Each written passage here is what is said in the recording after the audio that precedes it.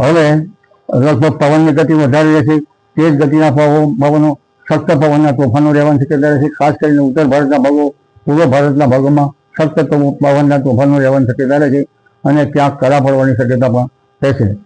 લગભગ 50 થી 60 કિલોમીટરની ગતિના પવનો ફૂંકાવાની શક્યતા રહેશે.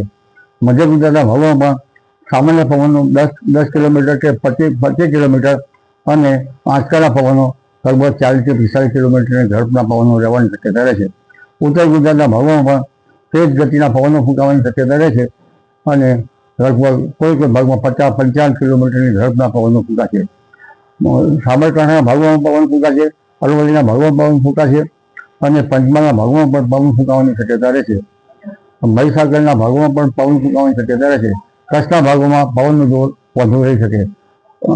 પશ્ચિમ સૌરાષ્ટ્રના ભાગોમાં પણ 40 કિલોમીટરની આસપાસના આંચકાના પવનની ગતિ રહેવાની શક્યતા રહેશે. દક્ષિણ ગુજરાતના ભાગોમાં પણ આંચકાના પવનની ગતિ 40 કિલોમીટરની આસપાસની રહેવાની શક્યતા રહેશે.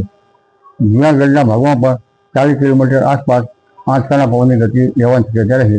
તારીખ 4-5માં લગભગ ઉત્તર ભારતનું હવામાન પલટાશે અને કેટલાક ભાગમાં કરા પડવાની શક્યતા રહેશે. તારીખ 5, 6, 7, 8 કે 12 સુધીમાં ગુજરાતમાં પંચમહાલના ભાગો, પૂર્વ ગુજરાતના ભાગોમાં અને દક્ષિણ ગુજરાતના ભાગોમાં ક્યાંક હળવો વરસાદ કે છાંટા થવાની શક્યતા રહેશે.